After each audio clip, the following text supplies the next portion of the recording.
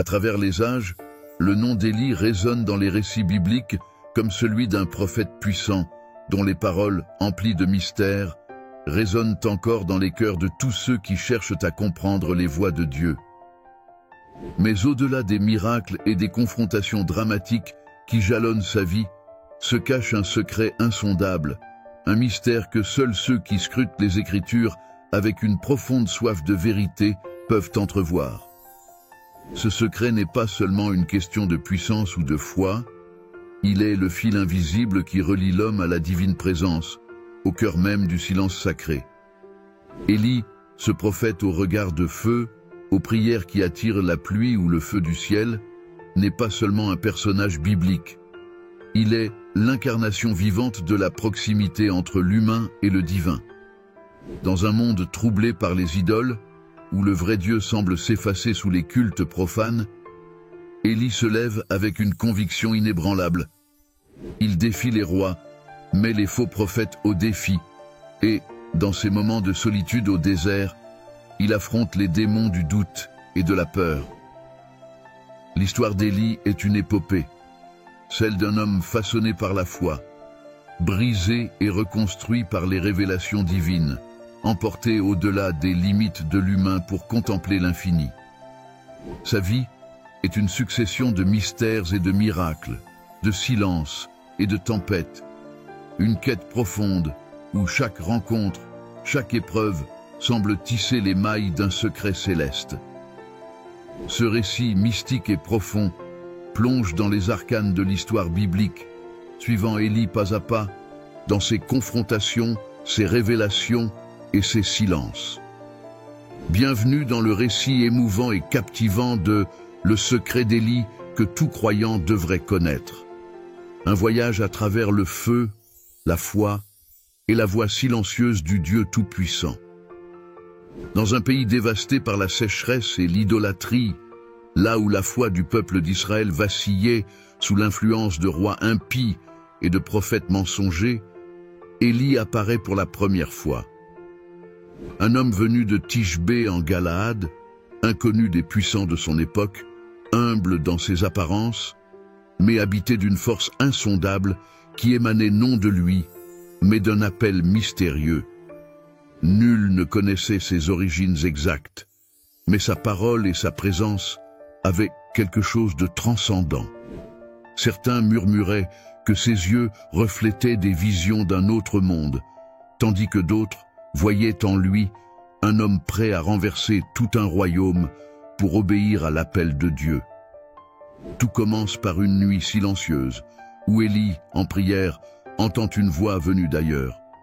Cette voix, douce mais impérieuse, brise le silence de son esprit et lui révèle un mystère. Il est choisi. Choisi pour être la voix du Très-Haut dans un temps de désespoir. Israël avait perdu sa foi. Ses rois s'étaient tournés vers des idoles et avaient provoqué la colère divine.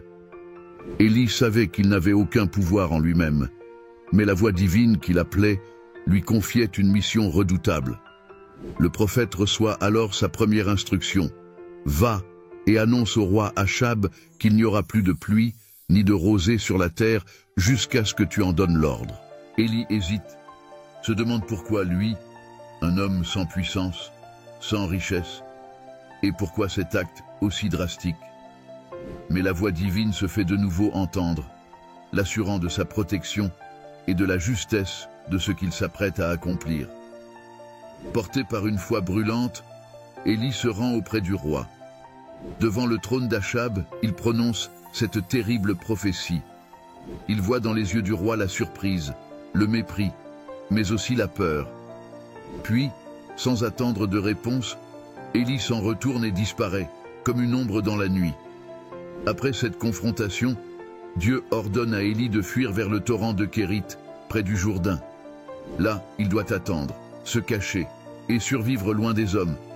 Mais Élie ne sera pas seul dans sa solitude. Dieu promet de lui envoyer des corbeaux pour le nourrir. Chaque jour, les oiseaux du ciel, guidés par une volonté mystérieuse, viennent déposer près de lui du pain et de la viande. Le prophète boit l'eau du torrent et attend, méditant, écoutant les murmures du vent, et observant les étoiles dans leur parcours silencieux. Il commence à comprendre qu'un voyage mystique l'attend, un chemin où il devra renoncer à lui-même pour devenir l'instrument de la divine volonté. Les jours et les nuits se succèdent, et Élie est façonné, transformé dans ce désert aride. Mais le torrent finit par s'assécher sous l'effet de la sécheresse qu'il avait prophétisée. La foi d'Élie est éprouvée. Où est la promesse divine? Que doit-il faire à présent? Une nouvelle fois, Élie entend l'appel divin. Il doit quitter Kérith et se rendre à Sarepta, une ville étrangère. Dieu lui promet qu'il y rencontrera une veuve qui le nourrira. Dans sa foi inébranlable, Élie se rend à Sarepta. Là, à l'entrée de la ville, il aperçoit une femme frêle, ramassant du bois. Elle est pauvre, exténuée par la famine. Élie, poussé par la parole divine, lui demande un peu d'eau et un morceau de pain. La veuve, désespérée, lui répond qu'elle n'a que de quoi préparer un dernier repas pour elle et son fils avant de mourir. Le prophète, alors habité par une certitude surnaturelle, lui dit avec douceur mais fermeté, « N'aie pas peur, fais comme tu as dit, mais prépare-moi d'abord un petit pain, ensuite prépare-en pour toi et ton fils.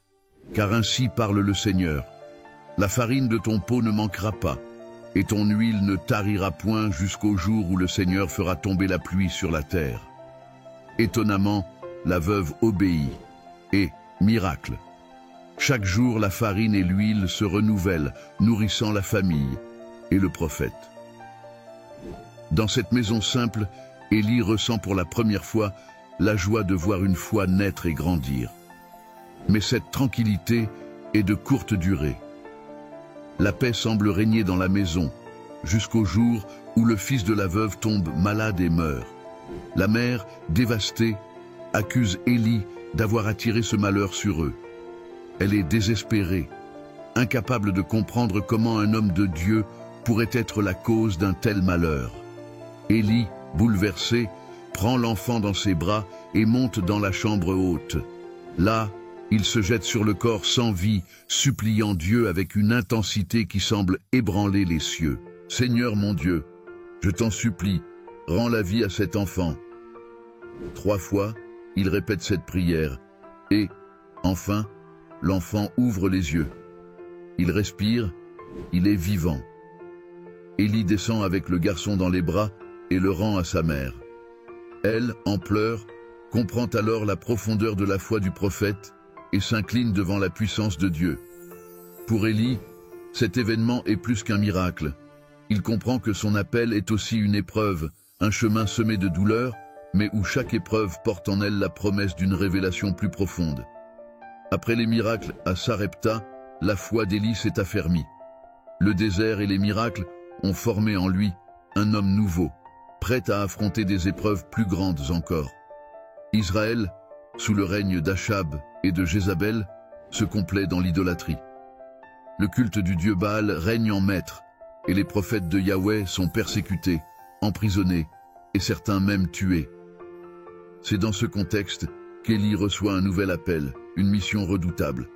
Il doit retourner en Israël et affronter non seulement Achab, mais aussi l'armée entière des prêtres et des prophètes de Baal. Dans le silence d'une prière nocturne, Élie entend de nouveau la voix divine qui lui parle. Dieu lui demande de retourner auprès d'Achab et de défier les faux prophètes. Cette mission, bien que risquée, résonne en lui comme un appel irrésistible. Il comprend que c'est là le véritable commencement de sa mission. Appeler le peuple d'Israël à choisir une fois pour toutes qui ils veulent servir. Yahweh, le Dieu vivant, ou Baal, l'idole muette. Sa détermination est totale, et il sait que ce qu'il s'apprête à affronter changera pour toujours le cours de sa vie. À l'aube, il se met en route pour Israël, son esprit habité par la vision de ce défi divin. Les pensées tourbillonnent en lui. Comment le peuple réagira-t-il? Les prophètes de Baal se rendront-ils compte de leur vanité? Mais au fond de lui, une certitude brûle plus fort que tout. Dieu sera avec lui, et sa puissance éclatera au grand jour. En chemin, Élie rencontre Obadiah, l'intendant du roi Achab, qui est un homme pieux, cachant secrètement une centaine de prophètes de Yahweh dans des grottes pour les protéger des persécutions de Jézabel. Lorsque Obadiah voit Élie, il est à la fois surpris et effrayé. Il lui confie son inquiétude pour la sécurité d'Élie, car Achab cherche le prophète partout, prêt à le faire exécuter. Élie lui répond d'une voix calme, mais assurée. « Va dire à ton maître que j'ai un message pour lui. » Obadiah, terrifié à l'idée d'être accusé de complicité, hésite, mais la conviction d'Élie le rassure. Obadiah accepte de servir d'intermédiaire et part prévenir Achab. Achab, voyant Élie, le déclare immédiatement responsable des malheurs d'Israël, l'accusant de provoquer la sécheresse. Mais Élie, avec la force de quelqu'un qui porte en lui la vérité divine, répond avec ferveur « Ce n'est pas moi qui ai troublé Israël, mais toi et la maison de ton père, en abandonnant les commandements de Yahweh pour suivre les idoles de Baal. » Ce défi direct, audacieux, laisse Achab sans voix. Mais le roi, piqué dans son orgueil, accepte la proposition d'Élie pour une confrontation ultime. Élie lui demande de rassembler tout le peuple d'Israël et les prophètes de Baal sur le mont Carmel. Là, le peuple décidera qui est le vrai Dieu. Le jour fixé, le peuple se rassemble au mont Carmel où se tiennent Élie et les 450 prophètes de Baal. Le spectacle est saisissant. D'un côté, Élie, seul et vêtu de sa simple tunique, le regard perçant et la voix profonde, et de l'autre, les prophètes de Baal, parés de riches vêtements et entourés de symboles de leur divinité. Élie s'adresse au peuple. « Jusqu'à quand clocherez-vous des deux côtés? Si Yahweh est Dieu, suivez-le. Si c'est Baal, alors suivez-le. » Devant ce choix imposé, le peuple reste silencieux, hésitant. Alors Élie propose une épreuve. 2 autels seront dressés, l'un pour Yahweh, l'autre pour Baal, mais aucun feu n'y sera allumé. Les prophètes de Baal invoqueront leur Dieu pour qu'il envoie le feu du ciel, et Élie invoquera Yahweh. Le Dieu qui répondra par le feu sera le vrai Dieu. Les prophètes de Baal acceptent le défi avec confiance et commencent leurs invocations. Des heures passent, et ils prient, dansent et se mutilent pour attirer l'attention de Baal. Mais le ciel reste silencieux. Élie, avec une ironie qui cache une profonde tristesse pour ce peuple perdu, les incite à prier plus fort. Peut-être est-il en voyage ou en train de dormir. Mais rien ne se passe. Le silence est oppressant. Le peuple, témoin de cette scène, commence à douter de Baal. Lorsque les prophètes de Baal abandonnent, épuisés, Élie s'avance, calme et assuré, pour une confrontation ultime. Élie lui demande de rassembler tout le peuple d'Israël et les prophètes de Baal sur le mont Carmel. Là, le peuple décidera qui est le vrai Dieu. Le jour fixé, le peuple se rassemble au mont Carmel où se tiennent Élie et les 450 prophètes de Baal. Le spectacle est saisissant. D'un côté, Élie, seul et vêtu de sa simple tunique, le regard perçant et la voix profonde, et de l'autre, les prophètes de Baal, parés de riches vêtements et entourés de symboles de leur divinité. Élie s'adresse au peuple. « Jusqu'à quand clocherez-vous des deux côtés? Si Yahweh est Dieu, suivez-le. Si c'est Baal, alors suivez-le. » Devant ce choix imposé, le peuple reste silencieux, hésitant. Alors Élie propose une épreuve. 2 autels seront dressés, l'un pour Yahweh, l'autre pour Baal, mais aucun feu n'y sera allumé. Les prophètes de Baal invoqueront leur Dieu pour qu'il envoie le feu du ciel, et Élie invoquera Yahweh. Le Dieu qui répondra par le feu sera le vrai Dieu. Les prophètes de Baal acceptent le défi avec confiance et commencent leurs invocations. Des heures passent, et ils prient, dansent et se mutilent pour attirer l'attention de Baal. Mais le ciel reste silencieux. Élie, avec une ironie qui cache une profonde tristesse pour ce peuple perdu, les incite à prier plus fort. Peut-être est-il en voyage ou en train de dormir. mais rien ne se passe. Le silence est oppressant. Le peuple, témoin de cette scène, commence à douter de Baal.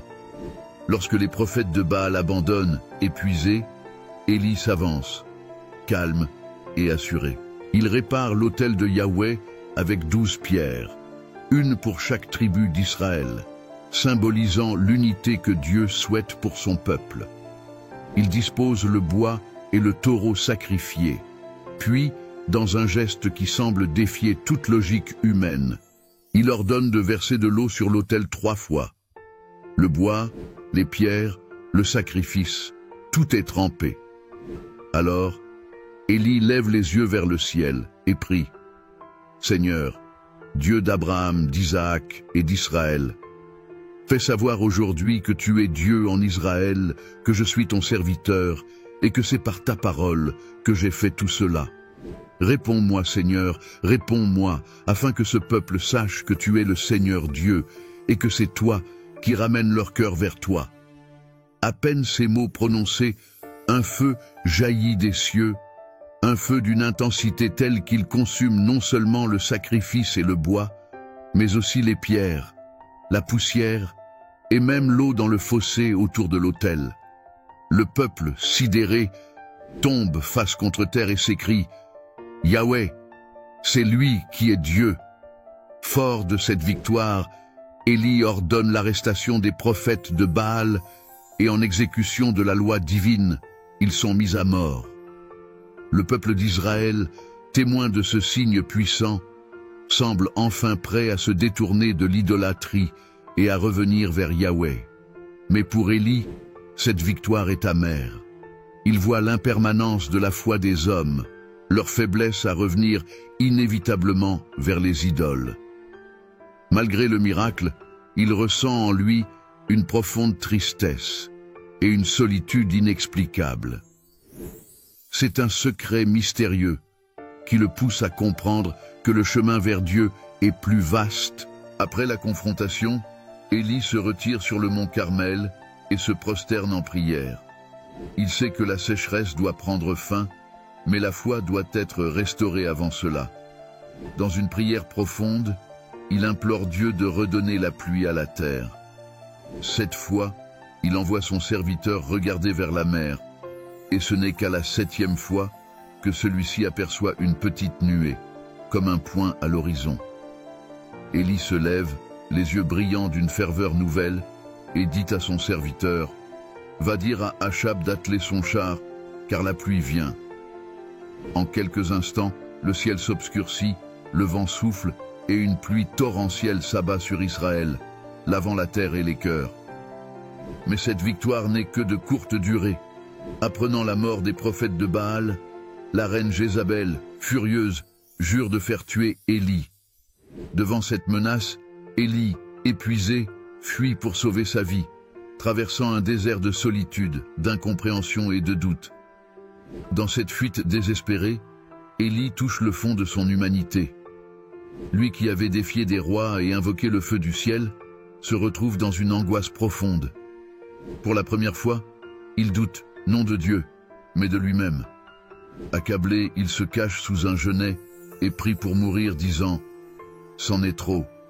Seigneur, prends ma vie, car je ne suis pas meilleur que mes pères. » Dans la profondeur du désert, où Élie a échappé à la colère de Jézabel, une nouvelle épreuve l'attend. Accablé par la solitude et le découragement, il sombre dans un état de désespoir profond. Tout d'abord, un vent puissant déchire les montagnes, brisant les rochers. Mais Dieu n'est pas dans le vent. Ensuite, un tremblement de terre secoue le sol, mais Dieu n'est pas dans le tremblement de terre. Puis un feu éclatant passe, mais Dieu n'est pas dans le feu. Après le feu, il y a un murmure, un léger souffle de silence. Dans ce silence absolu, Élie ressent une paix infinie. Il comprend que Dieu est dans ce murmure. Contrairement à tous les signes puissants, bruyants et spectaculaires auxquels il s'attendait, Dieu choisit de se révéler dans le calme d'un souffle. Ce moment marque un tournant spirituel pour Élie. Il comprend que le véritable message de Dieu n'est pas dans les manifestations visibles et tonitruantes, mais dans la subtilité et l'intimité du cœur. Ce murmure est une invitation à la paix intérieure et à une relation plus profonde avec Dieu. À travers ce souffle silencieux, Dieu renouvelle la mission d'Élie. Il lui ordonne de retourner à Damas, de consacrer Hazaël comme roi de Syrie, Jéhu comme roi d'Israël et Élisée comme prophète pour lui succéder. Ce message symbolise la fin de sa propre mission prophétique et l'avènement d'une nouvelle génération de prophètes. Avec humilité, Élie accepte cette transition. Il part en quête d'Élisée, qu'il trouve travaillant dans les champs. Lorsqu'Élie jette son manteau sur Élisée, ce geste symbolise la transmission de son pouvoir prophétique. Élisée, reconnaissant l'appel divin, quitte tout pour suivre Élie et devenir son disciple. La boucle est bouclée, Élie a achevé sa mission et son successeur est prêt. Les jours passent et Élie sent que sa fin est proche. Avec Élisée, ils traversent la vallée du Jourdain. Tandis qu'ils marchent ensemble, Élisée refuse de quitter son maître, souhaitant le voir jusqu'au dernier instant. Élie, ému par cette fidélité, demande à Élisée ce qu'il souhaite avant son départ. Élisée répond « Qu'il y ait sur moi une double portion de ton esprit ». Élie, impressionné par la profondeur de cette demande, lui répond « Si tu me vois quand je serai enlevé d'avec toi, il en sera ainsi ». Alors qu'ils continuent à marcher, un char de feu apparaît soudain, tiré par des chevaux flamboyants, et sépare les deux hommes. Sous le regard ébahi d'Élisée, Élie est emporté dans un tourbillon vers le ciel. Le prophète a achevé son périple terrestre. Son ascension dans le char de feu est le symbole de sa fidélité et de son engagement envers Dieu. Ce mystère demeure l'un des miracles les plus profonds de la Bible, révélant que le destin des justes dépasse les limites de la vie terrestre. La vie d'Élie est un message pour chaque croyant. Sa mission fut intense et marquée par des épreuves terribles, mais il a prouvé que la foi, même dans la solitude et la persécution, triomphe.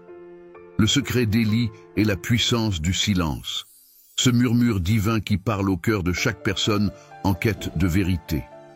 Élisée poursuit la mission de son maître avec la même ardeur, mais guidé par cette double portion d'esprit demandé. Le manteau d'Élie devient un symbole de continuité spirituelle, montrant que le dessein de Dieu ne se limite jamais à une seule vie. Ainsi s'achève l'histoire d'Élie, ce prophète de feu, d'humilité et de révélation divine, dont le secret, la rencontre de Dieu dans le silence et la fidélité, continue de résonner dans le cœur de chaque croyant. Que l'histoire d'Élie inspire chaque génération à chercher Dieu, non dans le tonnerre, mais dans le souffle subtil et apaisant de sa présence. Merci du fond du cœur d'avoir voyagé avec nous à travers l'incroyable histoire d'Élie. Votre présence jusqu'à la fin montre votre amour pour ces récits intemporels, et cela nous touche profondément. Que cette histoire de foi, de courage et de rencontres divines vous inspire au quotidien. Si vous avez été ému par cette aventure mystique d'Élie, n'hésitez pas à laisser un like pour montrer votre soutien, à commenter pour partager vos réflexions et surtout, à partager cette vidéo autour de vous pour faire découvrir cette histoire captivante à d'autres. Ensemble, faisons vivre ces récits extraordinaires et inspirons le monde. Votre soutien et vos partages sont essentiels pour faire connaître ces histoires puissantes. Alors, laissez un petit commentaire, appuyez sur j'aime et partagez cette vidéo avec vos proches. Vous ferez ainsi partie de cette mission d'inspiration divine.